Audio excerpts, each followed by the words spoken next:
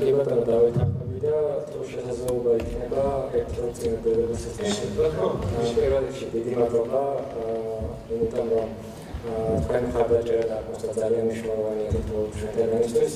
ასევე ვიტყვი ზოგადად სასამართლოები რაც იქნება პრეცედენტული და ჩემს როგორც ვაჭრობის სამართლის ფაკულტეტის სტუდენტების სავსები გასაგებია, რომ ეს სასამართლოები მომავალში იქცევა кейსად, შესაბამისად ნებისმიერი მხრიდან დაცვის თუ იგივე ბრალდების პროგრამის მხრიდან ნებისმიერი იქნება, ეს იქნება სამაგალითო შემდგომი მთავრობისთვის, რომელსაც მე წარმოადგენდა, რომელსაც გადადგეს ახალი ადვოკატები, პროკურორები და ასე შემდეგ. შესაბამისად, მადლობა მინდა გადაგიხადოთ, რომ განსხვავებით სხვა სასამართლო კაზუსებისგან დღესდღეობით ძალიან მშვიდად და ოპონენტების საშუალებით მოხდა სასამართლო პროცესის ჩატარება. ამავდროულად მსურს ბრალდების მხარეს მიმართო და გარკვეული კითხვით ფორმირებს მოკითხვას და პასუხს გამცემენ თუ არა, ეს უფრო მათი სურვილი იქნება.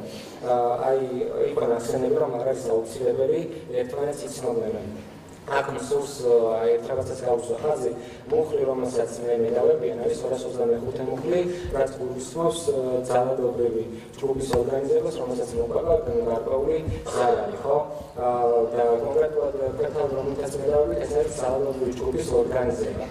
ზოგადად სიტყვა ჯგუფი მიუთითებს თავისი ვერბალური შინაარსს, იმიტომ რომ არის რაღაცა ცენტრალიზებული და პლუს ამას როდესაც ნათქვამია, რომ რაღაცა შეიძლება ორგანიზება, სადაც არის ნახსენები ორგანიზაცია, შეუძლებელია, რომ ამ ადამიანებში, ამ ჯგუფში ორგანიზაციაში არსებული ელემენტები არიყვნენ ერთმანეთთან იმდენად მჭიდროდ დაკავშირებული, რომ მათ შორის კომუნიკაცია მინიმუმ ან ნაცნობობა არ არსებობდეს.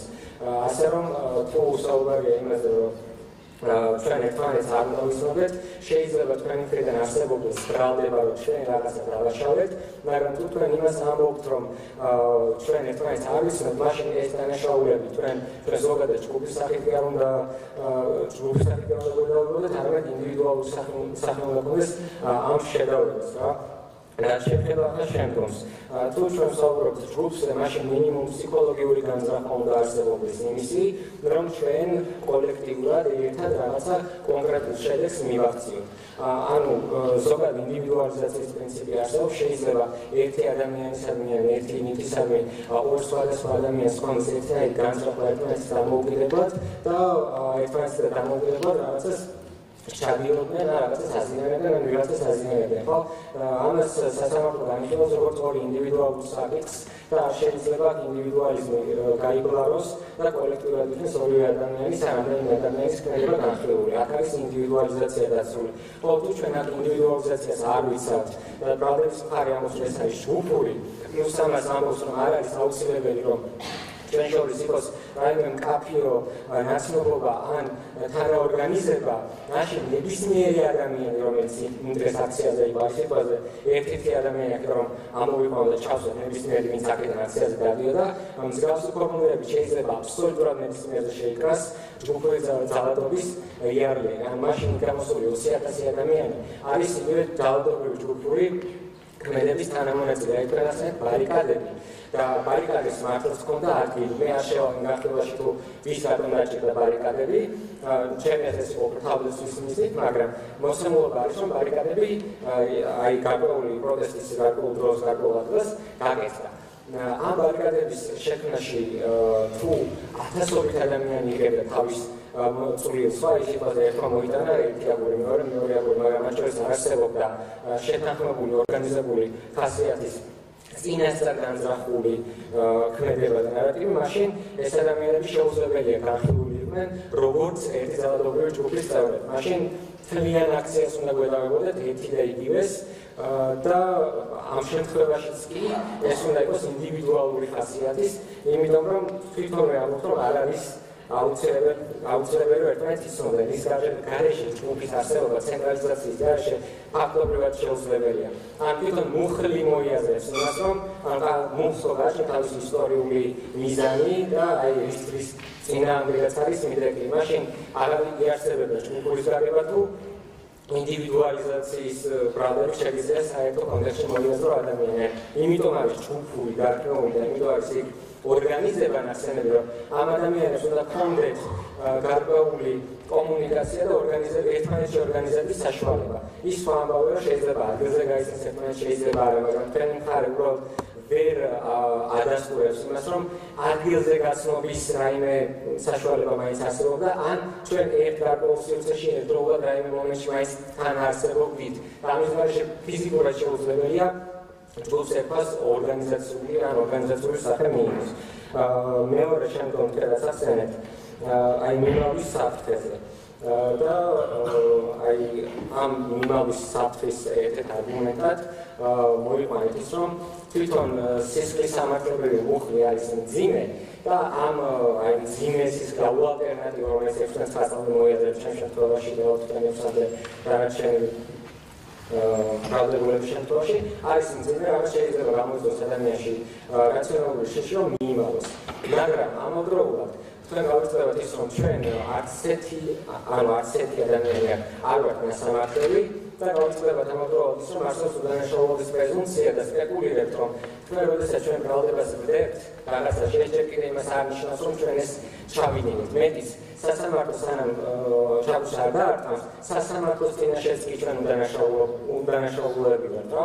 და თუ როდესაც ჩაბუს არ დაარტყამს, შემდგომ უკვე გამიხილავთ, რამდენად სამართლიანი იყო ეს და რამდენად არ იყო. შესაბამისად, როდესაც ამბობთ, რომ ჩვენ უსამართლობისკენ ვართ მიდრეკილი, ჩვენი ინდივიდუალური ბიოგრაფია ამაზე არანაირად არ მიუთითებს სისხლის სამართლის კუთხით. ჩვენ არ გვაქვს არც ერთი ბრალდება, არც ერთი დანაშაული და აი არც ერთი საჩივარის კი არ არის ჩვენ სათავეზე შესული.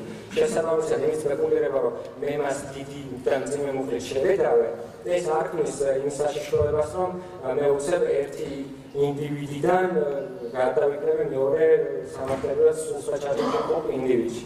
ეს არის ძირითადი. ამავდროულად მე შემიძლია თეორიულად თქვენ წაგიკენოთ რაღაც ბრალდება, მძიმე ბრალდება, რომლის გამოც აღიძრას გარკვეულად მძიმე მუხლი, რომელიც წლებით პატიმრობას გულისხმობდეს და ეს არ უნდა იქცეს სასამართლოს მხრიდან ესეთი რადიკალური მიდგომის პრევენციის გზით, რომ წინასწარ პატიმრობაში მოხდეს ადამიანი.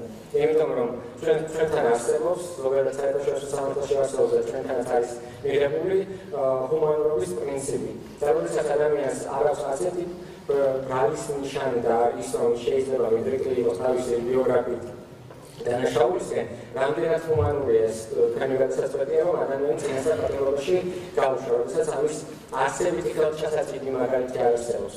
გაქცევის საფუძველი, როდესაც საუბრობთ, ჩვენ ერთი მაგალითი სამოგებოება, რომ ჩვენ გავიქეცით, ან ადრეზე მოსულ პოლიციას წინააღმდეგობა გავუწევთ, მას შემდგომ, როდესაც ამ პოლიციელმა გაგვაცნო, რომ აი მე თქვენ უნდა დაგაკავოთ 225 მუხლით.